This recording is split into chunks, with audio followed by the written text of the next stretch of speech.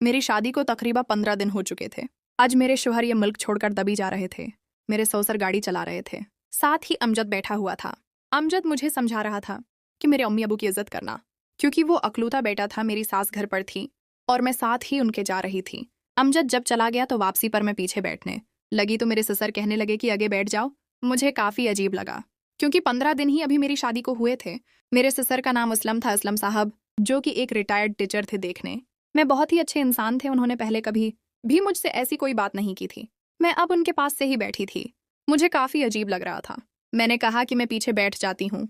नहीं, क्यों? तुम यहाँ मेरे पास क्यों नहीं बैठ सकती? मैं तुम्हारा अच्छा दोस्त नहीं बन सकता। मुझे काफ़ी अजीब लगा, क्योंकि मैंने आज बहुत ही अच्छे कपड़े पहने हुए थे और काफ़ी अच्छी तैयारी भी की हुई थी, क्योंकि मैं अपने शौहर को एयरपोर्ट छोड़ने के लिए आई थी। इस्लिम ने अपना हाथ बढ़ाया और मेरे हाथ को पकड़ लिया।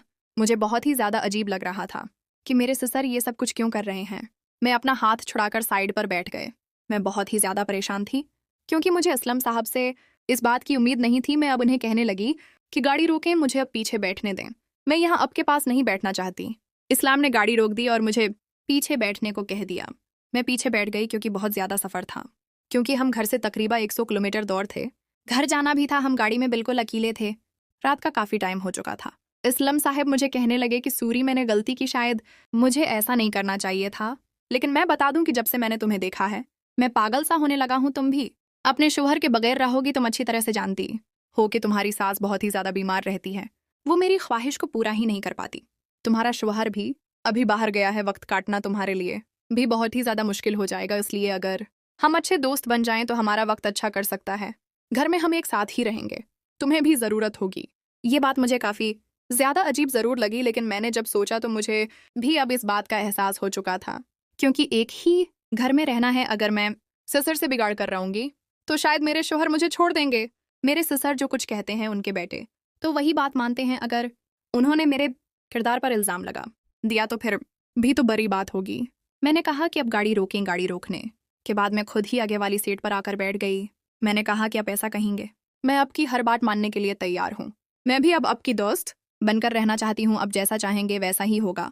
मेरे शौहर के इतने में कॉल आ गई। अमजद कहने लगा कि कहाँ पहुँचे हो?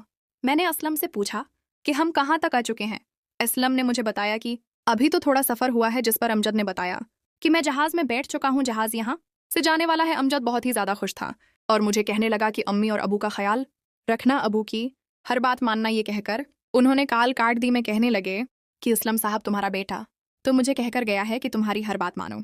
अब बताओ कि तुम्हारी कौन सी बात माननी है? उन्होंने अपना हाथ बढ़ाया और अब मेरे हाथ पर जैसे रखा तो मैंने ऐसे समझा जैसे अमजद हो, क्योंकि अब से मैंने समझ लिया कि असलम ही मेरा शौहर बनकर रहेगा। मैं असलम की हर बात मानूंगी। मैंने कहा कि अब जैसा कहेंगे मैं आपकी हर बात मानने के लिए तैयार हूँ, क्योंकि आज मैं एक बुला लग रही थी, क्योंकि मैंने बहुत ही अच्छे कपड़े पहने हुए थे। मैं भी चाहती थी कि जो तैयारी मैंने की हुई थी उसका इस्लाम साहब कुछ तो फ़ायदा उठा ले। मैंने कहा कि अब जैसा चाहें गे, अब मैं आपकी हर बात मानूंगी ससुर। अब मेरे ससुर नहीं बल्कि मेरे अच्छे दोस्त बन चुके थे। रास्ते में एक होटल आ गया। उन्होंने कहा कि क्या हम यहाँ रख सकते हैं? मैंने कहा कि ये ना हो कि कोई ऐसी वैसी बात हो जाए। उन्होंने कहा कि नहीं, ऐसी कोई बात नहीं होगी। हम जिस रिश्ते से यहाँ होटल में आए हैं उन्हें इस बात पर शक भी नहीं होगा। गाड़ी उन्होंने पार्किंग में लगाई और हम एक रूम लेकर कमरे में चले गए, क्योंकि अभी हमारा घर बहुत ही दूर था।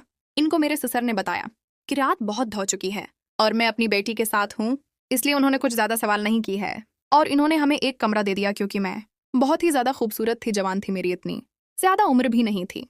इस्लाम साहिब की सफ़ेद दाढ़ी थी, जिसकी वजह से हमारे भी जितना उम्र का गैप था, इससे हमारा ताल्लुक ऐसा ही था कि उनका बेटा जवान था। मेरी उम्र उनके बेटे की जैसी ही थी। अब हम कमरे में उठ चुके थे।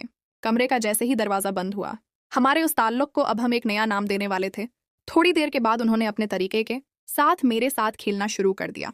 वो बहुत ही ज़्यादा खुश थे और इन्होंने अब जब अपने हिस्से की तरफ मुझे इशारा किया तो मैं देखकर हैरान ही रह गई।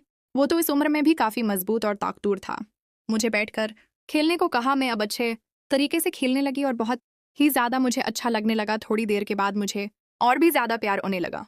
मैं जैसे जैसे खेल रही थी वो भी मेरा साथ दे रहे थे। मैं उनके पाँव के पास बैठी थी, इनका हाथ मेरे सर पर था और मैं अपने तरीके से खेल रही थी, क्योंकि ऐसा तो मैंने सिर्फ और सिर्फ फिल्म में देखा था। ऐसा तो अभी मैंने अपने शौहर के साथ भी नहीं खेला था। मेरी एक सहेली थी जब मैं कॉलेज में पढ़ती थी, तो वो मुझे ऐसी चीज़ें दिखाया करती थी, इसलिए मुझे इन तमाम चीज़ों का अच्छी तरह से पता था। लेकिन मैं कभी भी अमजद से ऐसी बात नहीं कर पाई थी। लेकिन असलम साहब ने खुद ही मुझे यहाँ से खेलना को कहा तो मुझे काफ़ी अजीब ज़रूर लगा, लेकिन मुझे खेलने में काफ़ी अच्छा लग रहा था। थोड़ी देर के बाद उन्होंने मुझे पोजीशन बनाने को कहा। मैंने पोजीशन बनाई और उनका चेहरा मेरे चेहरे की तरफ था। वो बिल्कुल मेरे करीब थे और काफ़ी अच्छा खेल रहे थे। उन्होंने हुस्से को जैसे ही मंजिल के करीब लाकर अपना खेल शुरू किया और काफ़ी अच्छे तरीके से वो अब खेल चुके थे। मैं समझ ही नहीं पाई, क्योंकि आज का दिन मेरी ज़िंदगी का हंसी दिन बन चुका था, क्योंकि मैंने ऐसा कभी सोचा भी नहीं था। मुझे पहले असलम से डर लगता था जब से मैं यहाँ आई थी, लेकिन असलम से अब मुझे डरने की ज़रूरत नहीं थी। इस्लम और मैं काफ़ी अच्छे तरीके से खेल रहे थे। सलाम ने मुझे खुद ही बैठने को कहा। मैं बैठ चुकी थी। इस्लम अब बिल्कुल मेरे पाँव के पास आकर बड़े अच्छे तरीके से हिस्से के साथ कहने लगे। मुझे काफ़ी अजीब लग रहा था कि वो इस उम्र में भी ऐसा खेल खेलते हैं। मैंने कहा कि एक सवाल पूछूं? इस्लम कहने लगा, हाँ पूछो, अब तो तुम जो चाहो बज सकती हो। क्या आपने कभी ऐसा रख्सार के साथ भी खेला है? रख्सार मेरी सास का नाम था। हाँ हाँ, रख्सार के साथ बहुत बार खेला है। अभी तो यहाँ अच्छे तरीके से खेला ही नहीं, तुम्हारे साथ तो और भी ज़्यादा अच्छा खेल रहेगा। अब हम काफ़ी देर से खेल रहे थे। खेल मुकम्मल होने के बाद अब हम यहाँ से चलना चाहिए। मैंने कहा कि हम ने तो पूरी रात के लिए ये रोमबक क्या है? उन्होंने कहा कि नहीं, तुम्हारी सास को हम पर शक हो जाएगा, हमें यहाँ से चलना चाहिए। मैं खुद ही वहाँ बहाना कर लूँगा। हम रोम से थोड़ी देर के बाद निकले, तो जिस पर रोम वाले ने पूछा कि आप लोग तो स्टे करने वाले थे, जिस पर इस्लाम ने बताया कि मेरी वाइफ की डेथ हो चुकी है, अचानक घर से कॉल आई है, हमें अभी घर पहुंचना है। अब हम वापस कार में उठ चुके थे। मुझे बहुत ज़्यादा हंसी आई। इस्लाम साहिब भी ऐसा झूठ बोल सकते हैं। इस्लाम साहिब तो बहुत ही मकार इंसान थे।